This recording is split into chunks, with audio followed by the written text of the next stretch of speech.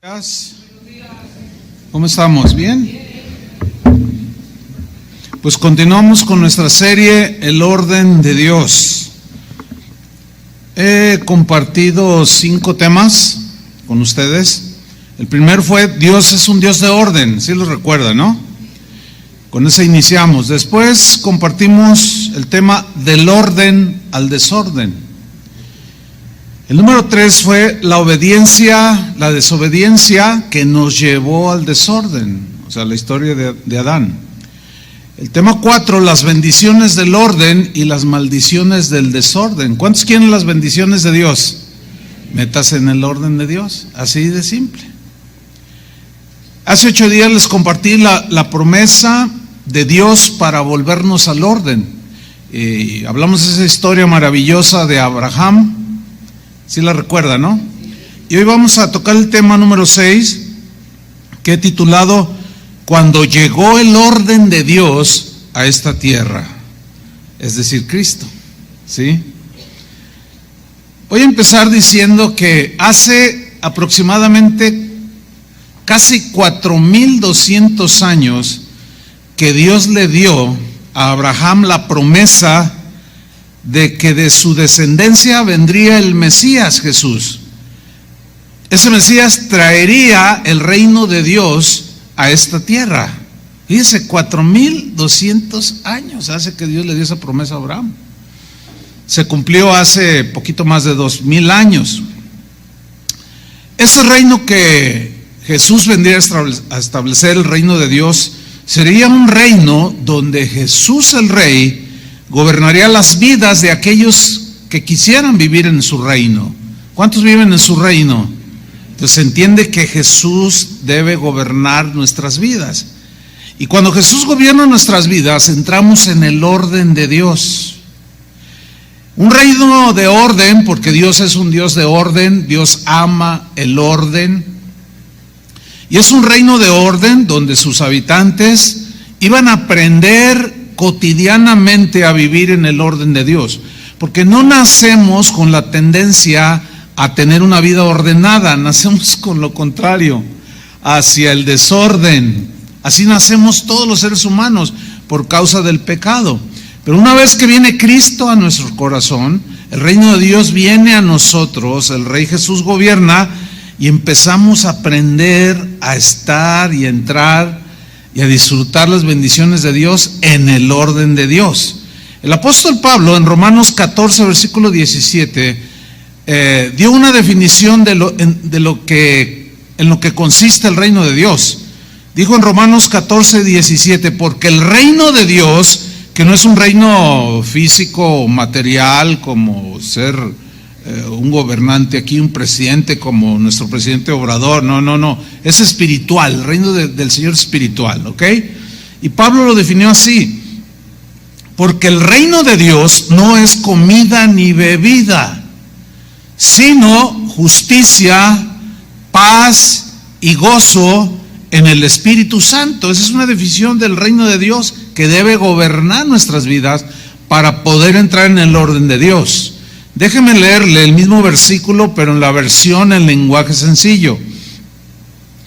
Esta versión lo dice así: en el reino de Dios no importa lo que se come ni lo que se bebe, más bien lo que importa es hacer el bien. Hay otra versión que dice tener conductas buenas.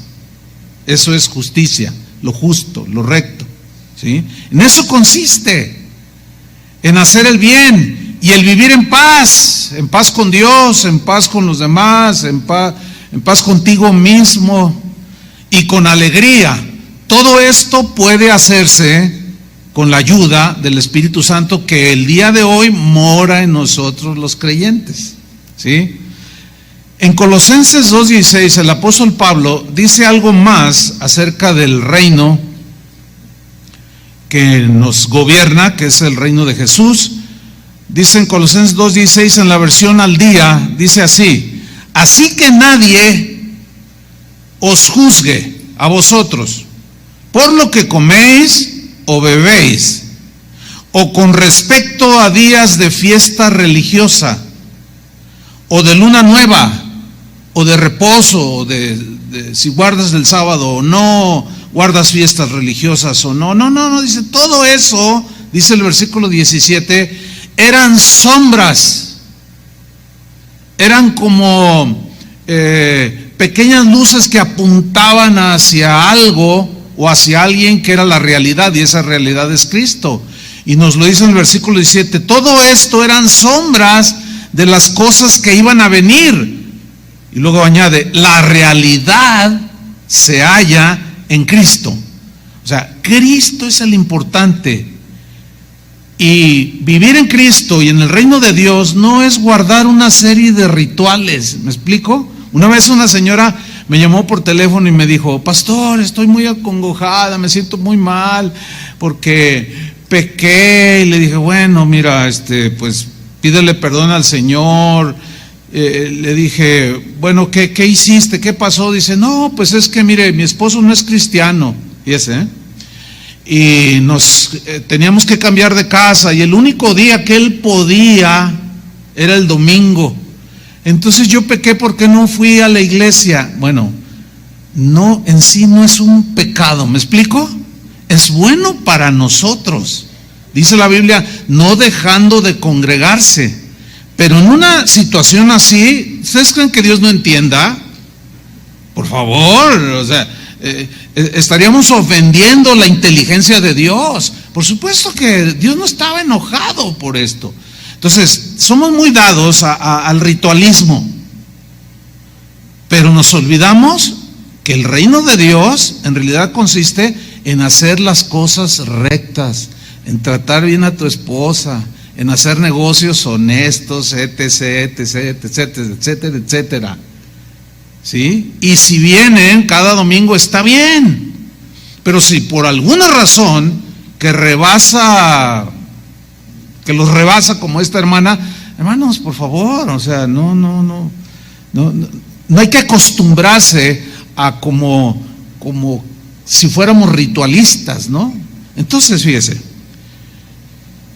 para nosotros, tomando estos textos que acabo de leer, para nosotros en este entendimiento, son inútiles las discusiones que se generan todos los años cuando entra diciembre sobre si es malo o si es bueno, si es pagano o no es pagano celebrar el nacimiento de Jesús. Y hay unas discusiones que son inútiles, porque en eso no consiste el reino de Dios. Porque hay gente que celebra y se porta como demonio, y hay otros que no celebran y también se portan como demonio. Hay unos que no celebran y se portan bien. Hay otros que celebran y hacen las cosas rectas delante de Dios. ¿Me estoy explicando? Es inútil todas esas discusiones. Lo importante no es la fecha, acuérdense eso. Lo importante es el hecho de que Jesús nació. La fecha que haya sido, ¿qué nos importa la fecha? Lo importante es que Él vino a esta tierra. ¿Cuántos dicen amén? Amén. Entonces, si celebras o no celebras el nacimiento de Cristo, es totalmente irrelevante. Si lo celebras, pues disfrútalo, y si no, pues no lo celebres, pero no estés dando lata. No juzgues al que quiere hacerlo, y el que lo hace no juzga al que no lo hace. Total, cada quien en su conciencia, porque en eso no consiste el reino de Dios. ¿En qué consiste el reino de Dios? En justicia, paz y gozo con la ayuda del Espíritu Santo. En eso.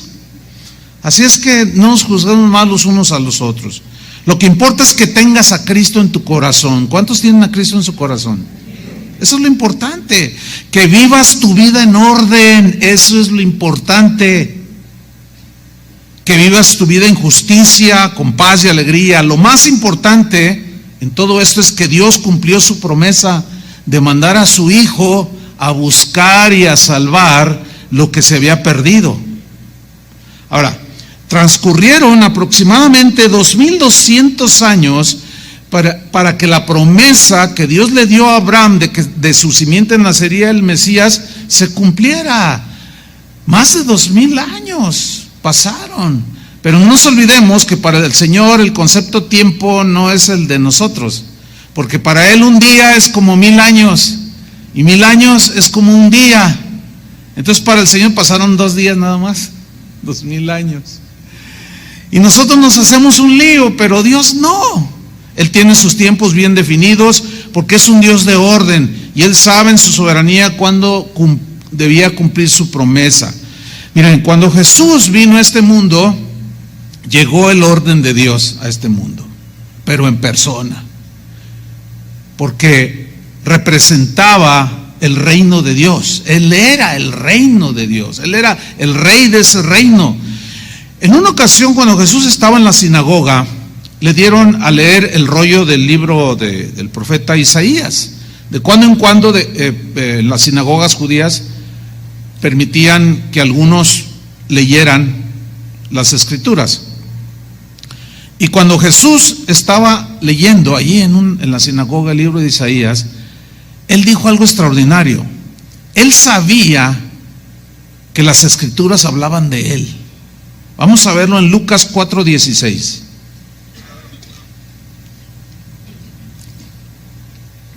Vino a Nazaret, donde se había criado, y en el día de reposo entró en la sinagoga conforme a su costumbre. Miren, hay buenas costumbres y malas costumbres, ¿cierto? Jesús tenía la buena costumbre de que como buen judío asistía a las sinagogas a escuchar, a adorar y a escuchar la palabra de Dios, aunque Él era la palabra. Esto nos enseña la humildad de Jesús. Y la Biblia, como les mencionaba hace un rato, nos dice que no dejemos de congregarnos como algunos tienen por costumbre. O sea, es una mala costumbre que por cosas sin importancia, cosas triviales, no se congreguen. Pero lo contrasté con el ejemplo de la hermana, para no pensar que es un ritualismo. ¿Sí lo captaron la idea? Oh, eso es importante. Entonces dice que entró a la sinagoga conforme a su costumbre y se levantó a leer. Y se le dio el libro del profeta Isaías, que eran pergaminos, ¿sí? Y habiendo abierto el libro, halló el lugar donde estaba escrito: el Espíritu del Señor está sobre mí, por cuanto me ha ungido para dar buenas nuevas a los pobres.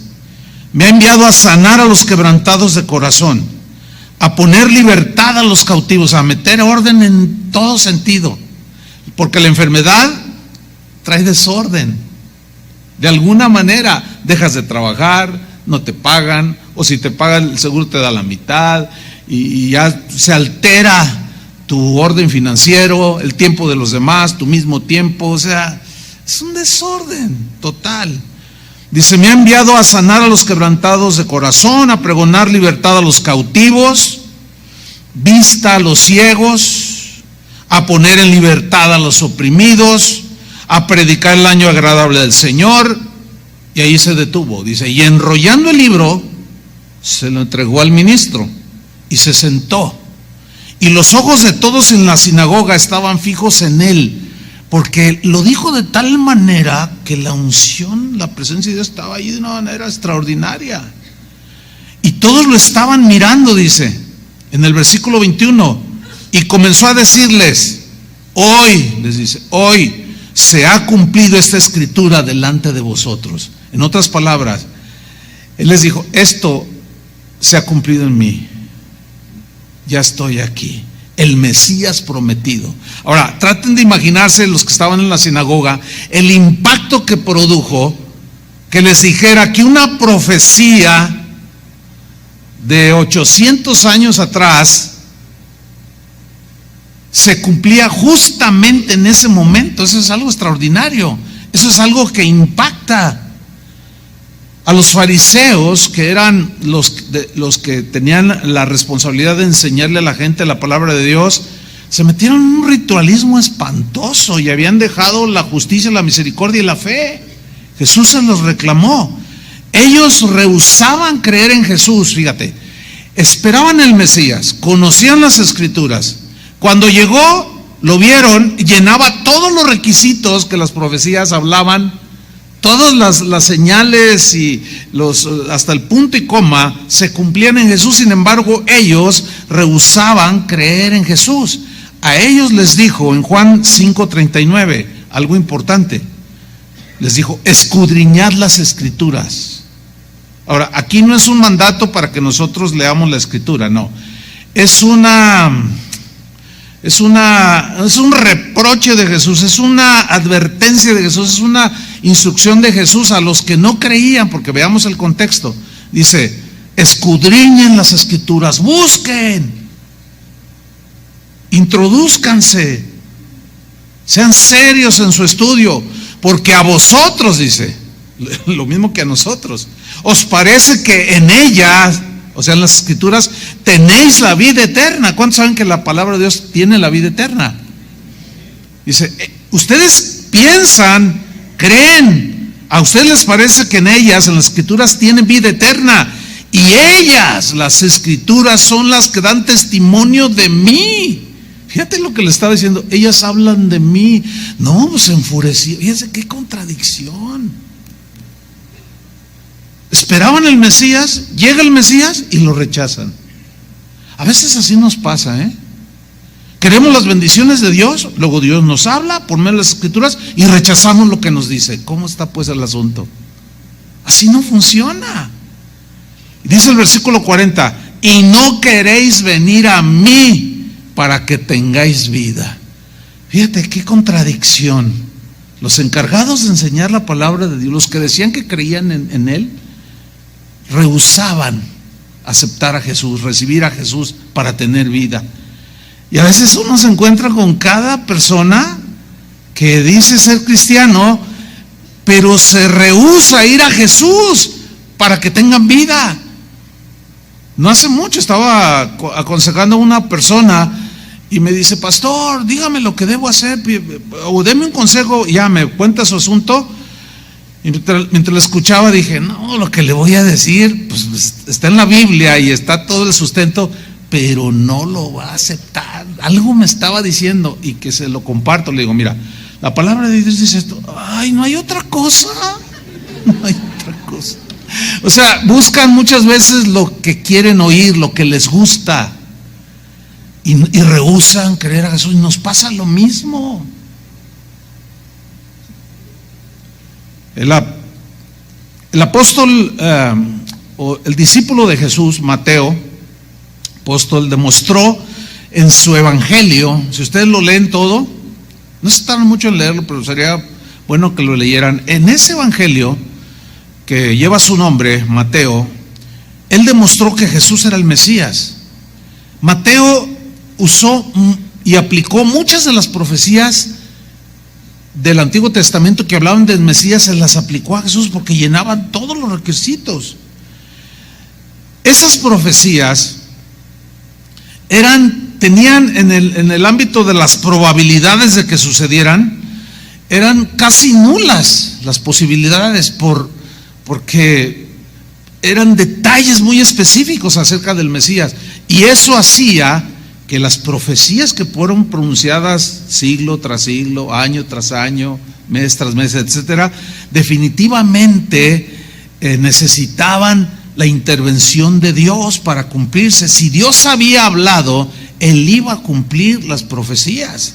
Por ejemplo, Isaías profetizó que el Mesías nacería de una virgen, de una mujer virgen.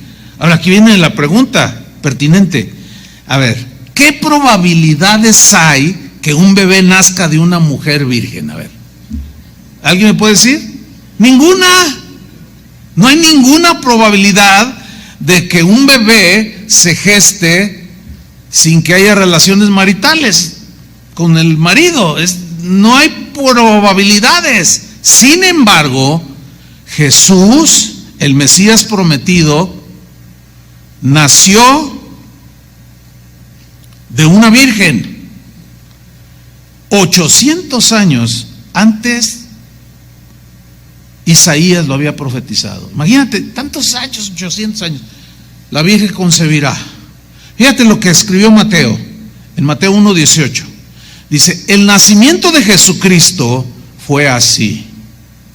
Estando desposada o comprometida María, su madre, o sea, la madre de Jesús, con José, antes que se juntasen o tuvieran vida marital, normal, natural, se encontró que había María concebido del Espíritu Santo.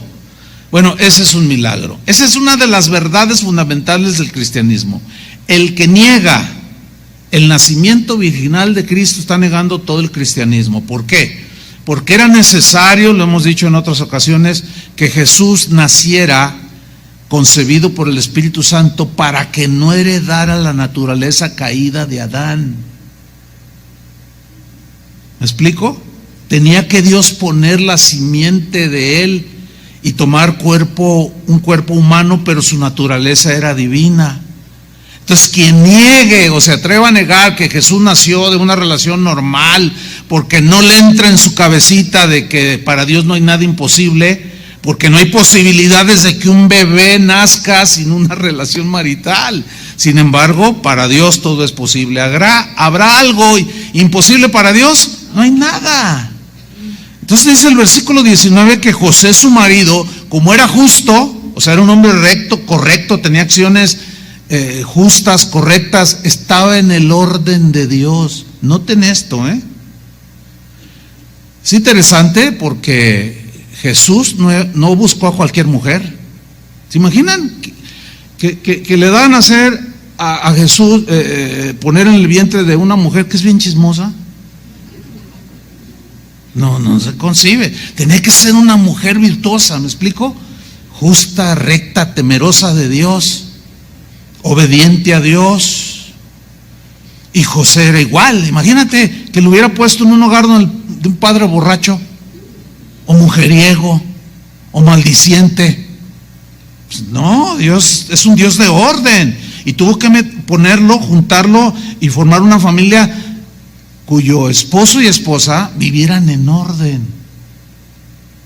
porque en el orden hay bendición.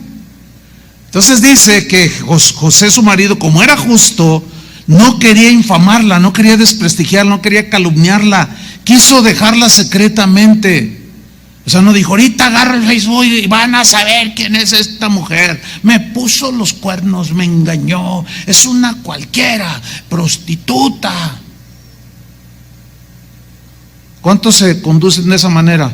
Porque son unos desordenados y no son capaces de abstenerse de hablar tontería y media.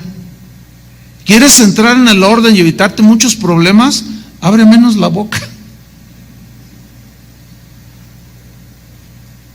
Piensa las cosas antes de decirlas y no te agarres calumniando a la gente ni difamando a la gente, porque eso habla del desorden que traes en tu mente y en tu corazón. Es muy fácil darse cuenta quién está desordenado, ¿sí o no? Pues por lo que piensa, dice y hace, así de sencillo. Sigo leyendo, versículo 20. Pensando él en esto, o sea, en eso de que, ¿cómo? Tenía un conflicto en sus pensamientos. Pero ¿cómo? Sin duda que pasó por su mente que ella había fornicado y había quedado embarazada. Pensando en él en esto, dice, aquí un ángel del Señor le apareció en sueños y le dijo, José, hijo de David, no temas recibir a María tu mujer, porque lo que en ella es engendrado del Espíritu Santo es. Y él creyó. Hace un rato el Señor nos dio una palabra a través del pastor Sergio, que Dios no cambia, Dios sigue haciendo maravillas. Hay muchos que dicen que Dios ya no hace milagros, que los milagros pasaron y que quién sabe cuántos, un montón de cosas que se dicen el día de hoy. Pero la Biblia misma asegura, y Dios mismo nos dice en su palabra, que Él es el mismo ayer, hoy y por los siglos, que Él no cambia. Si los antiguos necesitaron de milagros poderosos, de señales y prodigios, pues nosotros también, ¿sí o no? ¿Por qué habría de cambiar Dios? Pero bueno, cada quien, ahora sí. Pero José le creyó. Dice el versículo 21, le sigue diciendo el ángel, y dará a luz un hijo, y llamará su nombre Jesús. O sea, no le vas a poner como tú quieres, porque la iniciativa era de Dios. Le vas a llamar su nombre Jesús. Jesús significa Salvador, porque Él salvará a su pueblo de sus pecados. Todo esto, y aquí entra el punto, todo esto aconteció para que se cumpliese lo dicho por el Señor por medio del profeta, en este caso es Isaías, cuando dijo: he aquí una virgen concebirá y dará a luz un hijo, y llamará su nombre Emmanuel, que traducido es Dios con nosotros. Mateo tomó la cita de Isaías 7:14 y la aplicó allí porque era indudable que la profecía se había cumplido en Jesús, se estaba cumpliendo en ese momento cuando la Virgen concibió. Ahora, qué importante es este versículo: he aquí una virgen concebirá y dará a luz un hijo, llamará su nombre Emmanuel, que traducido es Dios con nosotros. Qué importante es que Dios esté con nosotros, ¿sí o no? Que Dios esté en medio de nosotros. Pero en el Nuevo Testamento hay una revelación más profunda. No solo Dios está entre nosotros o con nosotros, sino está dentro de nosotros. ¿Cuántos le dan gracias a Dios? Eso es algo que los creyentes del Antiguo Testamento no tenían. Dios estaba alrededor de ellos, estaba con ellos, pero no vivía dentro de ellos. La Biblia dice que tú y yo somos templos del Espíritu Santo, porque el glorioso Espíritu de Dios mora en nosotros, vive dentro de nosotros. Qué importante era que esta profecía se cumpliera de esa manera, para que entonces, al vivir ese Mesías dentro del corazón del ser humano, entrara definitivamente en el orden de Dios. Otro ejemplo: los profetas, en este caso Miqueas, profetizó que el nacimiento del Mesías sería en Belén. Ahora, ¿qué probabilidades había de que Jesús el Mesías naciera en Belén con una asombrosa exactitud? Belén significa casa de pan, y Jesús, el pan de vida, nació en la casa de pan. Tiene mucho sentido. Ahora, ¿cuál es la probabilidad? ¿Qué probabilidades había de que esa profecía de que Jesús nacería en Belén se cumpliera con una exactitud asombrosa?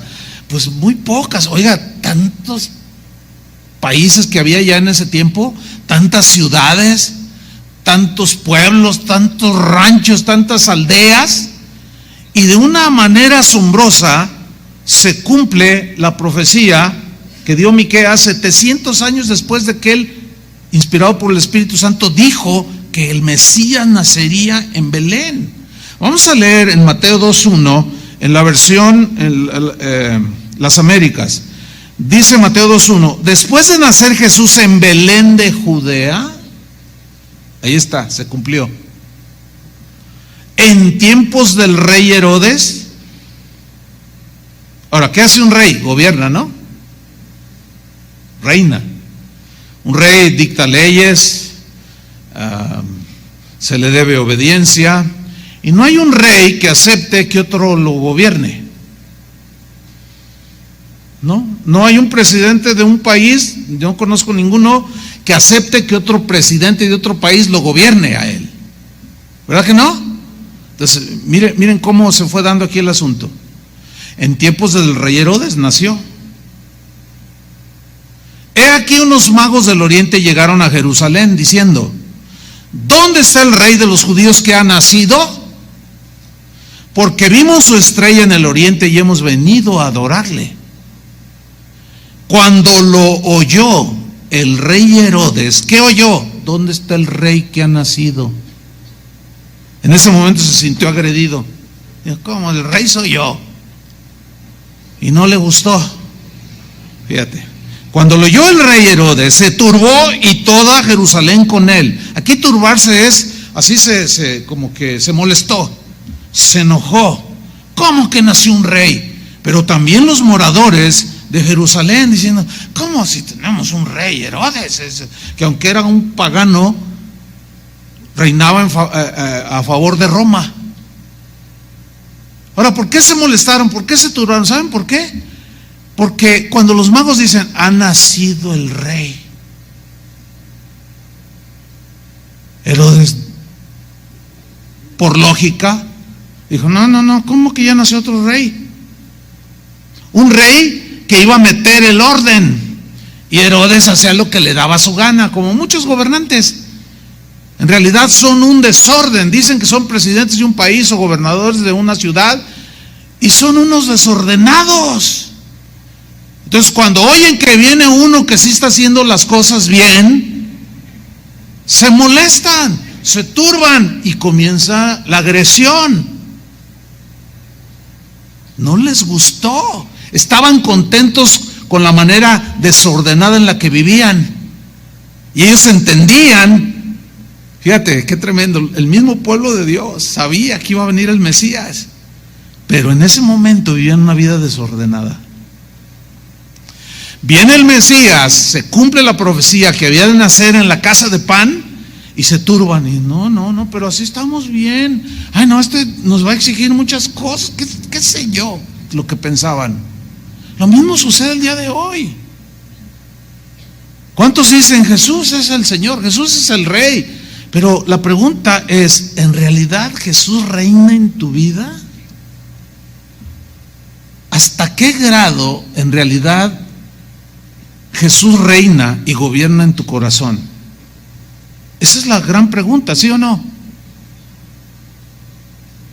Sigo leyendo. Entonces, miren la reacción del desordenado de Herodes. Reuniendo a todos los desordenados principales sacerdotes, los juntó. Y miren esto, parece, es increíble lo que vamos a leer aquí.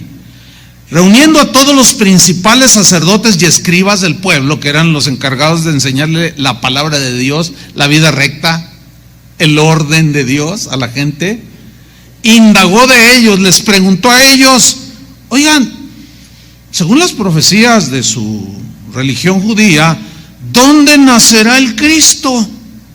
Les pregunta, y vean la respuesta de ellos, versículo 5. Ellos le dijeron, en Belén de Judea. Hazme el favor. O sea, conocían la Biblia. ¿Cuánta gente conoce la Biblia y no la vive? Estos conocían las profecías. Y Herodes, oigan, ¿dónde van a ser el rey, su Mesías? Y le responden, con ese aire así de sabiondos, ¿verdad? En Belén de Judea, porque así está escrito por el profeta. Qué increíble. Ustedes saben que los fariseos, los escribas, eran los enemigos acérrimos de Jesús. Ustedes saben eso, ¿no? Había un antagonismo contra Jesús el Mesías. Ellos mismos citaron Miqueas capítulo 5 versículo 2. En el versículo 6. De memoria se lo sabían. Y lo declaran, porque está escrito por el profeta, versículo 6. Y tú, Belén, tierra de Judá, de ningún modo eres la más pequeña entre los príncipes de Judá, porque de ti saldrá un gobernante que pastoreará a mi pueblo Israel. Me gusta esta traducción, porque dice, de ti saldrá un ¿qué? Un gobernante. ¿Qué hace un gobernante? Gobierna, propone leyes. ¿Cuál es el propósito de un gobernante? ¿O cuál debería de ser el propósito de un gobernante del querer gobernar a la gente allí en su país o en su ciudad? Que estén bien, ¿no? ¿No es cierto? Que vivan en orden, ¿sí o no? Se dictan leyes para que la gente las observe, las guarde, las obedezca y prevalezca en orden en ese país, en esa ciudad, en ese pueblo. Por eso me gusta esta traducción de la Biblia de las Américas, porque dice, de ti saldrá un gobernante, alguien que va a establecer un gobierno para volver al orden de Dios. Ellos lo sabían, lo entendían, pero en realidad eran orgullosos y no permitieron que Jesús el Mesías los gobernara. Y eso sucede a muchos el día de hoy. Saben que Jesús, cantan y a veces hasta uno celebra Navidad. Los antinavidad no lo hacen, pero también pueden estar viviendo una vida desordenada. ¿De qué te sirve ser tan? No, ese es el diablo. ¿Y qué? Si tu vida es un desorden, no tienes calidad moral para juzgar a otros. ¿Me estoy explicando? ¿Por qué? Porque Jesús no gobierna. Si Jesús gobernara con su palabra nuestras vidas, sería diferente. Dios nos quiere bendecir. ¿Estamos seguros de eso? ¿Sí o no? Pero ¿cómo? La bendición no viene nada más así. La obediencia nos mete al orden de Dios. Y el orden trae como consecuencia la bendición de Dios. Dios ama el orden. Dios ama bendecirnos. Pero tenemos que permitir que el gobernante nos gobierne con sus leyes. Y cuando nos dice sus leyes, que es su palabra, si las obedecemos, estaremos en orden y seremos bendecidos. ¿Cuántos dicen amén? Así funciona, hermanos. Déjeme leerle en la versión Palabra de Dios para Todos esta profecía que tomó Mateo, o que los fariseos la tomaron, la citaron y Mateo la escribió. ¿Sí? Miqueas 5:2, versión Palabra de Dios para Todos. 700 años antes de Jesús. Pero tú, Belén Éfrata, entre los pueblos de Judá eres un pueblo pequeño, pero llegarás a ser muy importante. Mire, no hay, escúcheme bien, no hay casi ser humano que no sepa dónde está Belén. Todo el mundo conoce Belén. Llegarás a ser muy importante. En ti, Belén, nacerá un rey. Pero miren la profecía, cómo la traduce aquí. Un rey de familia muy antigua. ¿Quién es ese antiguo? Abraham. Que gobernará sobre Judá, o el reino de Israel. En la versión del lenguaje actual, dice, donde dice esta versión, en ti nacerá un rey de familia muy antigua, en la versión del lenguaje actual dice, sus orígenes de este rey se remontan al pasado, a un tiempo inmemorial. Ya habían transcurrido algunos miles de años ahí. Y esa profecía la citaron. Pero cuando se les planta enfrente el Mesías, lo rechazan. Otra conmovedora profecía que se cumplió al pie de la letra, con punto y coma, fue dicha también por el profeta Isaías. Y habla acerca del desprecio de su mismo pueblo hacia el Mesías prometido. Fíjense qué cosas, hermanos. Que si estamos desordenados, que si somos tan torpes, Israel no era la excepción. Al no dejarse gobernar ni por la ley de Dios dada por Moisés, porque hacían lo que querían, le habían añadido un montón de fiestas religiosas y de mandamientos que Dios nunca había dicho. Jesús un día les reprochó y les dijo: ustedes de labios me honran, pero su corazón está lejos de mí. Ustedes enseñan como mandamientos de Dios doctrinas de hombres, cosas que yo nunca dije, Dios nunca dijo. Jesús se los reprochó. Ese desprecio de su pueblo fue algo muy lamentable. Los mismísimos descendientes de Abraham,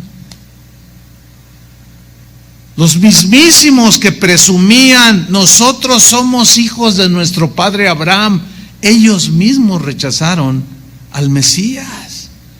Es increíble cómo iglesias que se dicen ser cristianas rechacen el reino de Jesús, las reglas de Jesús, las leyes de Jesús. Una vez un predicador que bueno, en aquel tiempo éramos amigos, ahora no, porque se ha desviado tanto que ya no hay comunión, no podemos tener comunión. Una vez estaba predicando en un evento y dijo una tontería que ya ni me acuerdo ahorita, y de pronto se quedó así. Dice: bueno, eso no está en la Biblia, yo lo sé. Los estudiosos ya han de estar ahorita pensando, eso que dijo este predicador no está en la Biblia. No está en la Biblia, yo lo sé, pero lo dije yo. Órale. Y todos nomás decían: órale. ¿ya viste lo que dijo? No, pues fíjate la posición en la que se metió este predicador. Pues no está en la Biblia, Dios no lo dijo, pero lo dije yo. Hazme favor.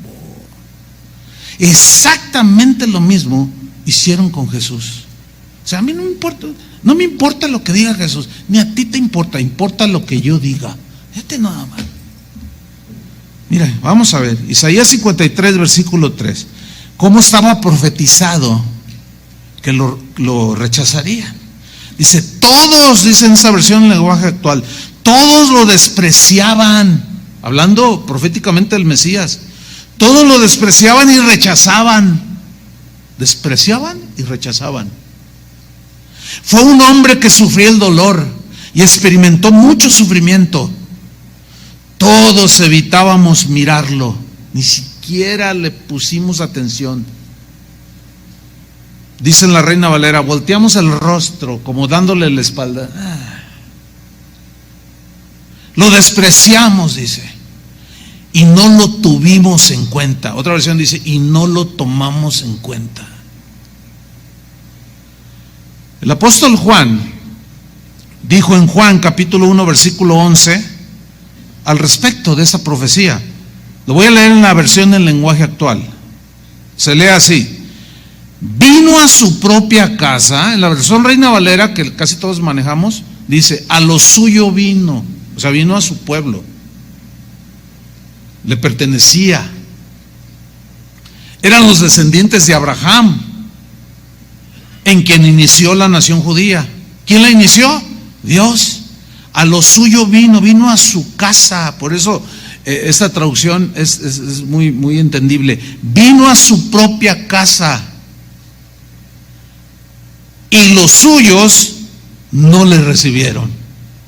No lo recibieron. Háganme usted el favor. Lo rechazaron, lo menospreciaron.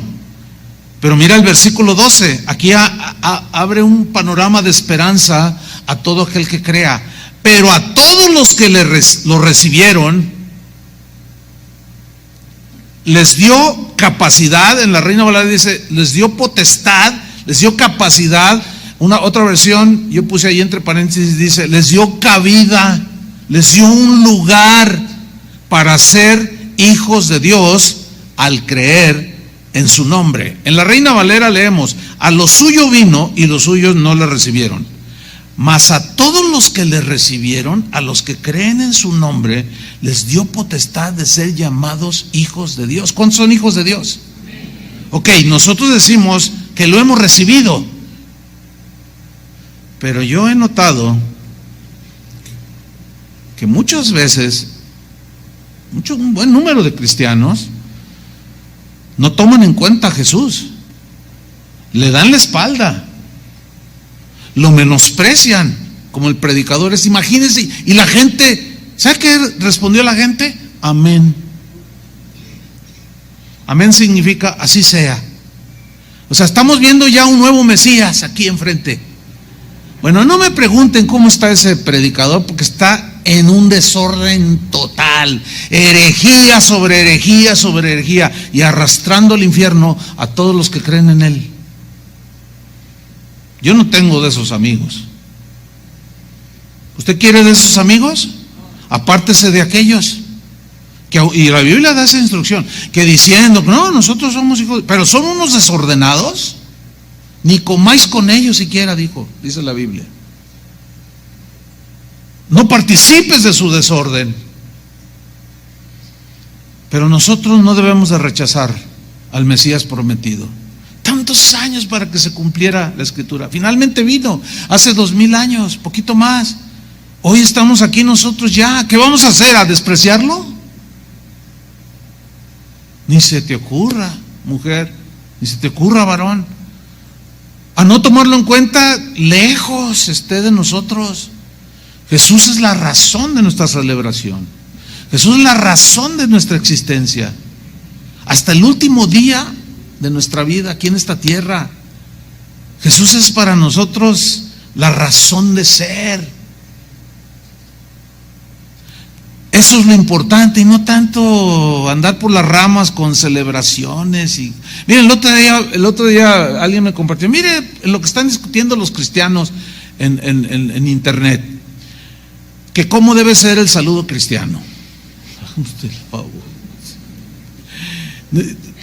Ahora sí que lo leí y me costaba tanto trabajo creer las tonterías en las que se meten los cristianos. No, a ver, dime dónde dice el saludo Dios te bendiga. A ver, dime dónde dice. Luego uno le saca, pues está en Números tal. Dice, pero es el Antiguo Testamento. Oh. Miren, había de ver los pleitos. No, eres un hereje, eres un tal por cual, eres un no sé qué. Y pastores metidos ahí en cómo es. No, la Biblia dice que con un besito.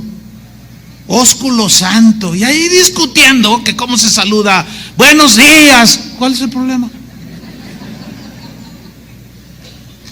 A ver, muéstrame en la Biblia donde dice que entre hermanos se saludan buenos días. Tú dices, uy, si serás, como decía el chavo. Nos perdemos de una manera espantosa, denigrante, ofensiva a la misma presencia de Jesús. ¿Tú crees que a Jesús le importa que Dios les bendiga o buenos días? Yo suelo, cuando inicio, decir buenos días, ¿sí o no? O buenas tardes. ¿Lo creen que ha habido gente? Lo voy a reprender, hermano, en el nombre del Señor, con todo respeto. Pero usted no debería de decir buenas tardes. ¿Y cómo quiere que diga? La paz de Cristo. La paz de Cristo, hermana. Ya, órale. Bueno, así no le hice, no, obviamente. Dan ganas. No, bueno, la paz de Cristo, hermano. No, pero tienen que decirlo así hermanos, por el amor de Dios. Eso es el cristianismo. No, la paz de Cristo, pero lengua larga, floja, fodonga. No, ¿de qué te sirve decir el saludo bíblico? No, hermano, no nos perdamos en eso, por favor. No seamos torpes en eso. Centrémonos en la realidad que es Cristo. A lo suyo vino y los suyos no le recibieron, pero los que hemos creído le hemos recibido y vivimos con Cristo. Y si yo les digo buenos días, ustedes respóndanme buenos días. Y si yo les digo la paz de Cristo, pues díganme la paz de Cristo. Y no nos perdamos en discusiones tontas.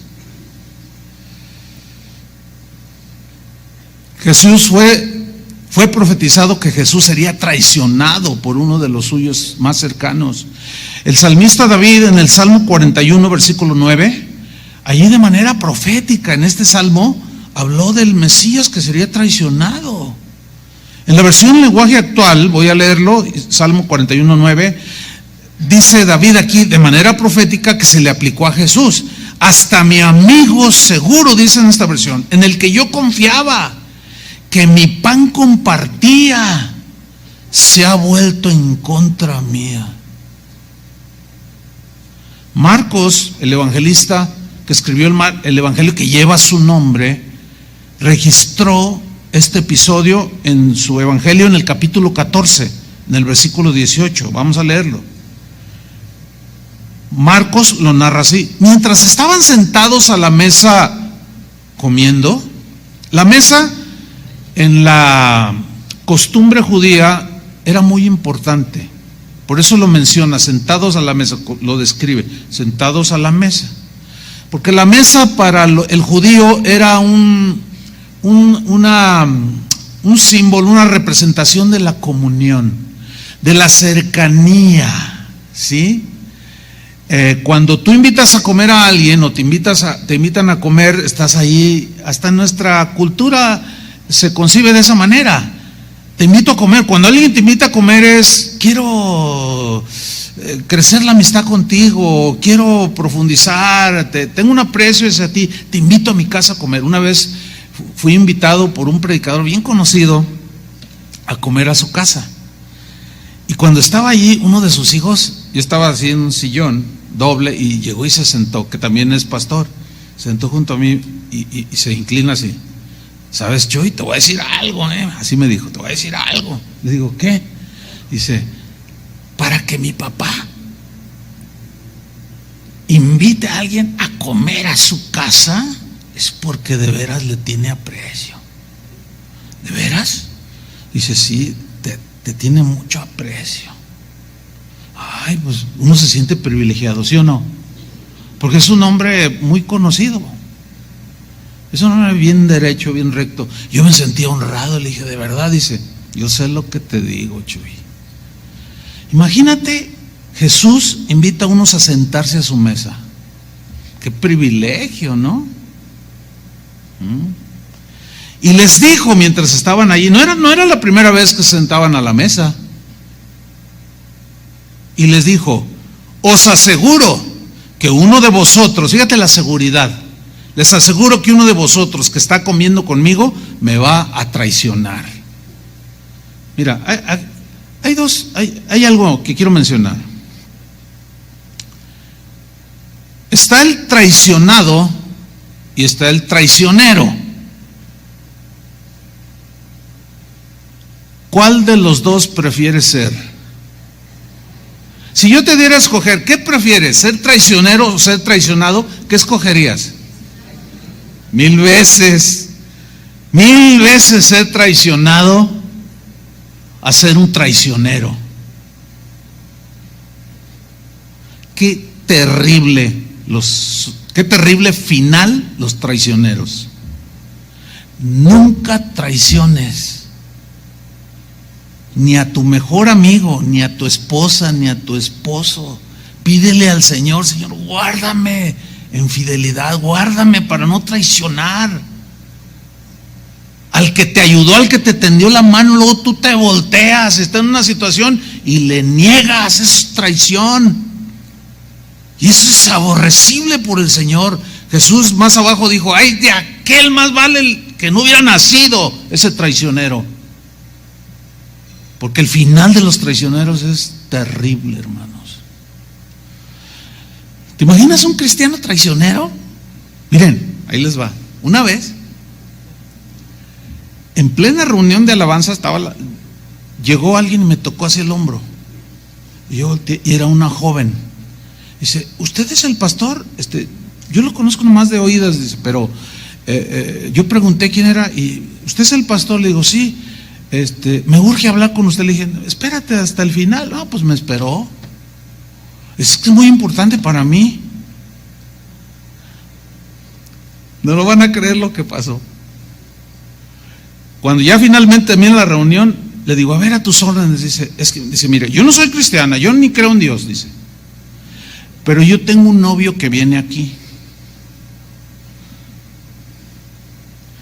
Le digo, ¿y? Dice, pues vengo a darle la queja de que me traicionó con otra. Ay, me dan ganas de llorar. Ya no sé si yo me quedé, te traicionó. Sí, mire, y me saca, mire, hasta fotos. Y yo le dije, oye, me estás poniendo los cuernos. Dice, no, ¿y esto qué? No, es montaje. Hazme favor. No, pues. Increíble, ¿no? Una muchacha que ni en Dios creía se vino a quejar de un cristiano que la había traicionado. Qué vergüenza. Bueno, pregúnteme cómo está ese traicionero ahorita, en la actualidad. Está hundido en el desorden, drogas, de todo. Porque los traicioneros así terminan, hermanos, entiendan, sean fieles. Vamos a leer.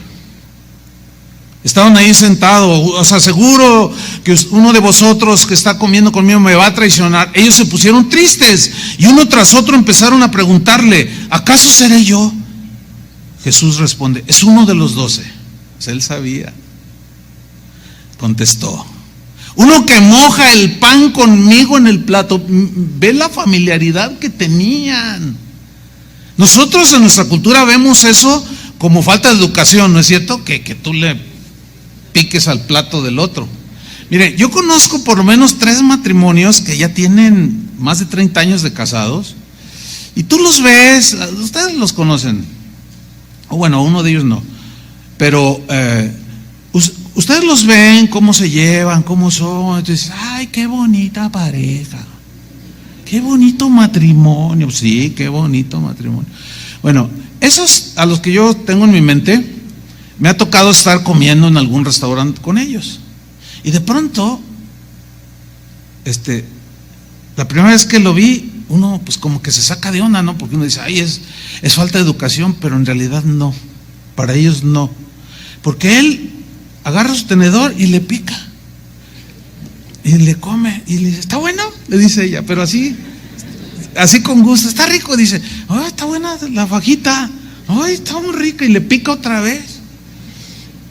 Y siguen comiendo. Y al rato ella, y agarra un camarón. Oh, ¿está bueno el camarón? Sí, están bien ricos. Y órale, no, pues cualquiera diría, si otros que no los conocen los mirara, dirían, mira esos mal educados. No, lo que sucede es que hay mucha familiaridad entre ellos, mucha comunión, que se comparten hasta del mismo plato. Y así Jesús dice, uno de ustedes, de sus íntimos, va a mojar el pan conmigo en el plato. Dice el versículo 21, a la verdad el Hijo del Hombre se irá tal como está escrito de él, pero hay de aquel que lo traiciona, hay del traicionero, hermanos. Mira, te voy a decir algo así entre paréntesis. Si tú has traicionado, más vale que te metas en el orden.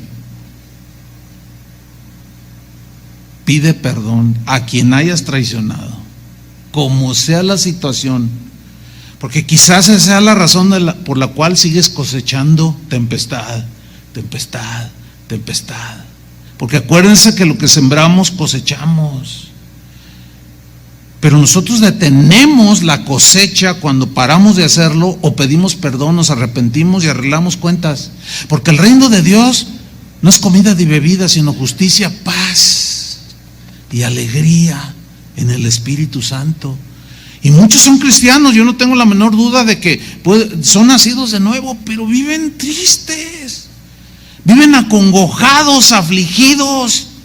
¿Por qué? Porque la culpabilidad los arrasa. Pidan perdón, así de sencillo, y dejarán de cosechar. En ese momento paran la cosecha.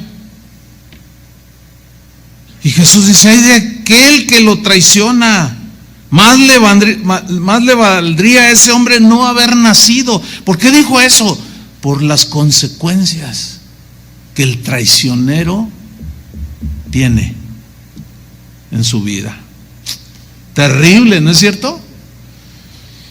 Profecías, más de 300 profecías, fíjate, se le aplican a Jesús, que eran profecías del Antiguo Testamento que se cumplieron en Jesús. Obviamente no las vamos a ver todas, yo nomás les estoy dando un esbozo allí, unas cuantas.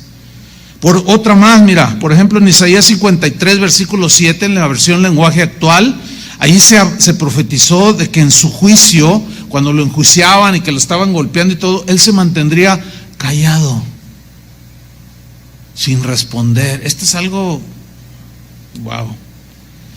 Dice Isaías 53:7, al ser maltratado, se humillaba y ni siquiera abría su boca, como un cordero llevado al matadero, como una oveja muda ante el que lo trasquila, él no abrió su boca.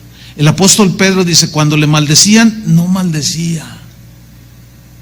Cuando lo agredían, encomendaba la causa. Y también le aplica esa profecía, porque él era como un cordero mudo. Por eso, hermanos, el otro día me mandaron un meme que luego yo lo compartí, porque está un perro se ve así, imponente, y luego llega un gatito, chiquito el gatito. Está el perro y abre un ojo y lo ve al gatito, ¿no? Y siguió dormido. Entonces el gatito ahí juguetón le empieza a dar manazos en la nariz y le pega, pa, pa, pa, y luego con las dos, ta, ta, ta, y el perro nomás le hace,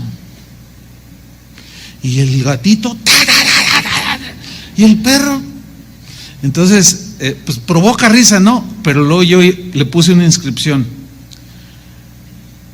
cuando te calumnian, hablan mal de ti y no les contestas.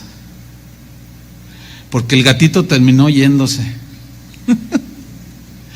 Miren, hermanos, hay unas lecciones de parte de Jesús para nosotros tremendas, hermano. Y esta es una. No abrió su boca. Oye, hay una de habladores que para qué te cuento, hermano. No aguantan nada. Y le cuentan a todo el mundo y lo publican en internet. ¡Ay, lo que me hizo! No, hombre, si te hubieran hecho lo que hicieron a Jesús. Pero Él nos puso una gran lección, hermanos. Él era el inocente, ¿sí o no? Fíjate, en Hechos 8:29, ahí esa es una aplicación a esa profecía. Resulta que viene la persecución sobre los cristianos de aquel tiempo, comandada por el apóstol Pablo, ¿no? En el que posteriormente fue el apóstol Pablo. Y cuando salieron en estampida, dice que había un discípulo llamado Felipe. Y en su huida dice que de pronto vio un carruaje donde iba un alto funcionario de una reina etíope. La reina se llamaba Candace. Era un alto funcionario, era como un secretario de Estado, para que usted me entienda, de esa reina etíope. Este hombre había venido a Jerusalén para adorar, había abrazado el judaísmo y había llegado a Jerusalén para adorar al Señor. Bueno, si usted busca en internet los cristianos en Etiopía, se va a encontrar, tiene que buscarlo, ¿no? Se va a encontrar con que hay cristianos que después de 2000 años, estamos hablando de que esto sucedió hace 2000 años, ¿no? Este pasaje que vamos a leer, que el día de hoy hay cristianos etíopes que aseguran tener los datos históricos de cómo el cristianismo llegó a Etiopía hace 2000 años. Y muchos de esos documentos y comentarios llegan a este alto funcionario de esta reina. Este funcionario fue evangelizado por Felipe, un cristiano de los tiempos de Jesús. Y dice que vio un carruaje y él iba leyendo el libro del profeta. Y dice, vamos a leerlo, porque está bien interesante. Y el Espíritu le dijo a Felipe, acércate y júntate a ese carro. Acudiendo Felipe, fíjese la obediencia, ¿eh? ¿Cuántos quieren ser usados por Dios? Pues obedece al Señor. Porque pudo haber dicho, no, ¿y para qué? ¿Para qué me acerco al carruaje? Y empezar ahí a discutir con Dios. No, dice que el Espíritu le dijo, acércate al carro. Y acudiendo Felipe, le oyó a este funcionario etíope que leía al profeta Isaías, estaba leyendo en voz alta. Y le dijo, Felipe, oye, ¿pero entiendes lo que lees? Hay muchos que leen y no entienden. ¿Por qué? Porque a veces leen sin aplicar el entendimiento. Pero fíjate lo que le contesta. Él le dijo, esto es importante, ¿y cómo podré entender si alguno no me enseñare? Aquí hay un principio escondido. ¿Cuál es ese? La Biblia dice que el Señor dio dones a los hombres y puso apóstoles, profetas, evangelistas, pastores y maestros para la edificación del cuerpo de Cristo, o sea, para enseñar la palabra de Dios. ¿Están de acuerdo con eso? Ok, y hay muchos más textos. No puedo centrar, nada más lo estoy mencionando, no puedo centrarme totalmente en eso. Es decir, que necesitamos todos de maestros que nos enseñen la palabra de Dios. No puedes decir tú, no, yo no necesito que nadie me enseñe, porque hay un versículo que dice que el Espíritu mismo nos enseñará todas las cosas, nos recordará. Sí, sí dice, pero ¿cómo nosotros aprendemos? Jesús mismo tuvo que ir a la sinagoga, él mismo tenía que leer, él mismo fue por José, sin duda, y por los rabinos de aquel tiempo los oía disertar. Todos necesitamos ser enseñados, ¿sí o no? Entonces aquel que diga, no, yo no tengo ningún pastor terrenal, Jehová es mi pastor, está en desorden. Sí es cierto que Dios es nuestro pastor, pero Él puso maestros y pastores, ¿sí o no? Y tenemos que ver los dos lados. Ahora, cuando el pastor terrenal se desvía y es desordenado y es un malandrín, no tenemos que someternos a él. ¿Están de acuerdo con eso? Pero si cualquier pastor está en un orden, hay que obedecer, porque ustedes mismos lo están viendo. Entonces dice: ¿y cómo podré entender si alguno no me enseñare? Y rogó a Felipe que subiese y se sentara con él. Súbete, explícame, le dice. Y fíjate el versículo 32, dice: el pasaje de la escritura que leía era este: como oveja a la muerte fue llevado, y como cordero mudo delante del que lo trasquila. Y le da toda la explicación, y le da Felipe a este funcionario etíope la explicación de a quién se refería. Y aquel hombre, su corazón empezó a latir aceleradamente y empezó a arder, y estaba recibiendo en ese momento el evangelio de la salvación, como diciendo: delante de mí está uno que conoce a Jesús, el Mesías profetizado, me está hablando de él. Y de pronto tiene una reacción y dice: oye Felipe, aquí hay agua, ¿qué impide que yo sea bautizado? Y le responde Felipe: si crees, bien puedes. Creo, le dijo. Y descendieron y lo bautizó. Un hijo de fe, otro hijo de fe, otra estrella que alumbró en los tiempos de Abraham estaba allí junto con Felipe. Pero lo pasmoso del cumplimiento de las profecías de que el orden iba a llegar, y el orden llegó. Jesús llegó para meter el orden. ¿Cuántos dicen amén? Para irnos sobre el final, cuando él es llevado a la muerte, al sacrificio, se profetizó que sus manos y sus pies serían perforados. En el Salmo 22:16 ahí está la profecía. En Juan 20:27 ahí es una mención al cumplimiento de esta profecía, porque dice: luego dijo a Tomás, cuando Jesús se aparece a los 12 después de haber resucitado, y le dijo: pon aquí tu dedo y mira mis manos, y acerca tu mano y métela en mi costado. No seas incrédulo, le dice, sino creyente. La profecía en Salmo 22:16 decía: horadaron mis manos y mis pies, y se cumplió al pie de la letra. En el Salmo 69, versículo 21 dice: me pusieron además hiel por comida, y en mi sed me dieron a beber vinagre. Esta es una palabra profética para cuando Jesús, que se cumplió cuando Jesús estuvo allí colgado en esa cruz. En Juan 19:29 dice: y estaba allí una vasija llena de vinagre. Entonces ellos empaparon en vinagre una esponja, y poniéndola en un hisopo se la acercaron a la boca para que bebiera. Pero dice el evangelio que Jesús rehusó beber ese vinagre. Dice vinagre, pero en realidad, esa es la traducción, pero en realidad se trataba de un brebaje que contenía algunos elementos que podían servir de analgésico. Entonces eso lo tomaban los que tenían dolores físicos o tenían heridas, y se lo dan a Jesús. Uno de los soldados como teniendo, dice: ay, ¿cómo sufre este hombre? Y le quiere dar el vinagre con ese analgésico, y el Señor lo rechaza. ¿Saben por qué lo rechazó? Porque Él debía llevar la carga de nuestros pecados y nuestros dolores en sí mismo. Si Él hubiera tomado un analgésico, no hubiera sido genuino, porque Él estaba profetizado que Él tenía que cargar sobre sí todas nuestras iniquidades. Todo el peso y el castigo de nuestra paz fue sobre Él. ¿Cuántos le dan gracias a Jesús por eso? Haber sufrido en nuestro lugar. Eso es algo extraordinario, hermanos. En el Salmo 22:18 dice: repartieron entre sí mis vestidos, sobre mi ropa echaron suerte. Se rifaron allí el ropaje de Jesús. Y Marcos, en su evangelio, en el capítulo 15 versículo 24, lo describe: cuando lo hubieron crucificado, repartieron entre sí sus vestidos, echando suerte sobre ellos para ver qué se llevaría cada uno. O sea, hasta en los mínimos detalles, hermanos, se cumplieron más de 300 profecías que hablaban acerca del Mesías. Y en el Salmo 34, versículo 20, dice, ahí hablaba de que sus huesos no serían quebrantados. Y dice este Salmo: Él guarda todos sus huesos, ni uno de ellos será quebrantado.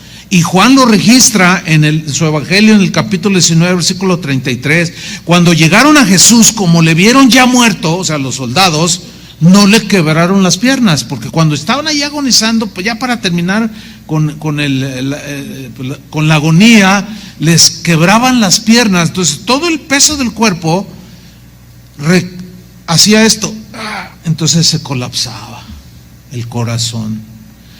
Llegaron con los dos ladrones que estaban al lado de Jesús y estaban agonizando. Jesús ya había muerto y les quebraron las piernas para que terminaran de su agonía. Y cuando llegan a Jesús lo ven y dicen: no, ya está muerto. Se cumplió la profecía. Pero ahí no quedó todo.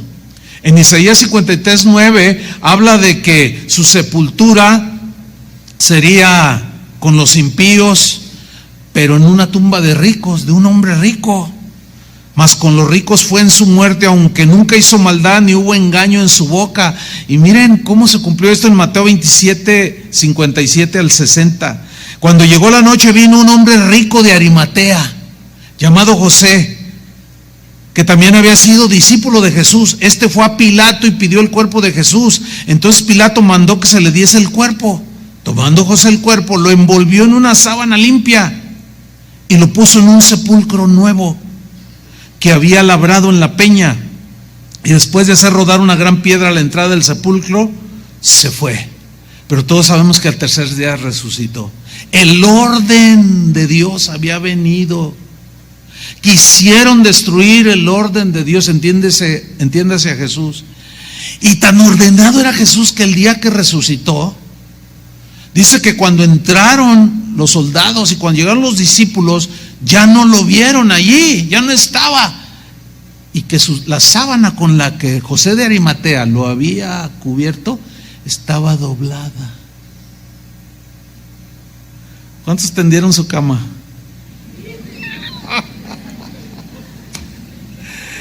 Ay, montón de desordenados. Bueno, algunos tienen 4 días y no la han tendido. No, hermano. Mira, fíjate, así como las profecías en todos esos detalles los menciona, en todos esos detalles Dios quiere poner orden. ¿Cómo la ves? ¿Cómo están tus zapatos ahí en la zapatera? Tu ropa interior. Tu ropa, ¿cómo está? Bueno, en la cocina, ¿cómo está la cocina? Un día fui con unos hermanos. Hermano, háganos el favor de venir a orar por alguien. Sí, ¿cómo no? Llegué y ay, pastor, ya está aquí el pastor, grita la hermana, ¿no? Y luego, pásele, y luego dice: pero cierre los ojos. Eran las 3 de la tarde. Pero cierre los ojos. Y yo los cerré. Y dije: no, ya sé por qué, ya sé lo que significa cierre los ojos. Para que no vea el cochinero que hay aquí, para que no vea el desorden en el que vivo. Fíjate nomás. Si no respetan a Jesús, me van a respetar a mí. ¿Usted cree? Si no ordenan delante del que deben estar ordenados, ¿ustedes creen que lo van a hacer delante de mí? Pues no. Y yo cerré los ojos, así literal. Dije: no, tengo que darle una lección aquí. Y luego, pásese, pastor. Ah, sí, a ver, espérame, ¿por dónde le doy? Ay, pastor, es que usted me dijo que cierre los... Es que, ay, hermano, usted comprenderá, es que mire, y sí, había un cochinero, un desorden. Había latas de Coca-Cola, bolsas de papas fritas, desorden. Y Jesús resucita y no se va sin tender su camita. ¿Cómo la ve? Dele un aplauso al Señor.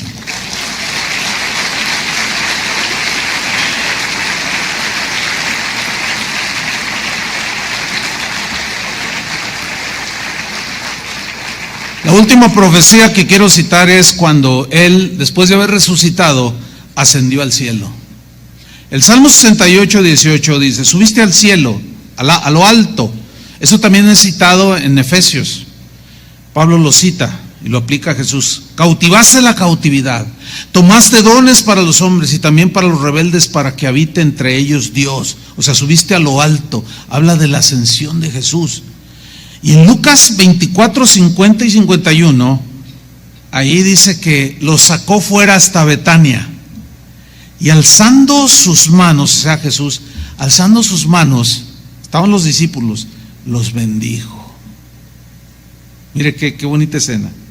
Y aconteció que bendiciéndolos, se separó de ellos y fue llevado arriba al cielo.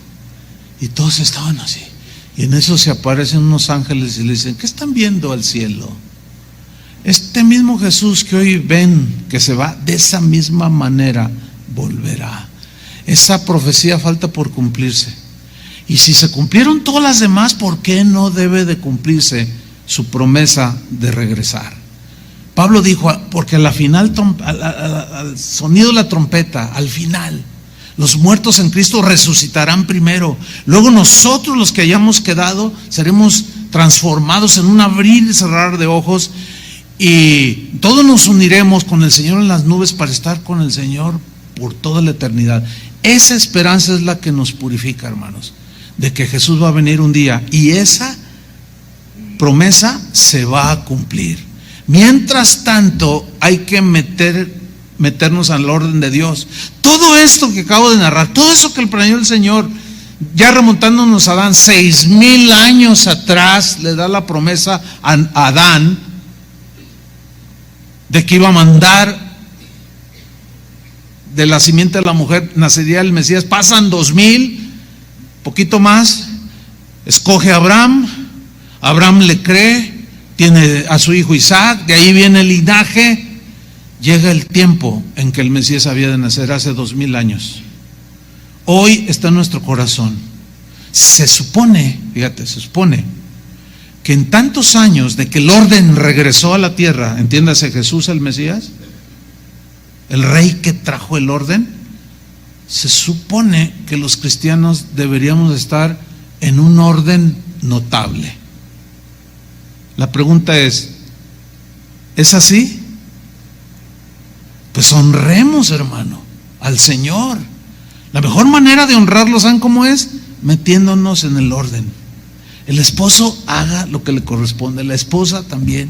Como trabajador, sé honrado, sé puntual, honra al Señor con el orden que tú manifiestas, con tu integridad, con tu buen juicio, con tu prudencia, porque en eso consiste el gobierno de Dios. Justicia, gozo, disfruten las bendiciones del Señor, y la paz con la ayuda del Espíritu Santo. Dale un aplauso al Señor.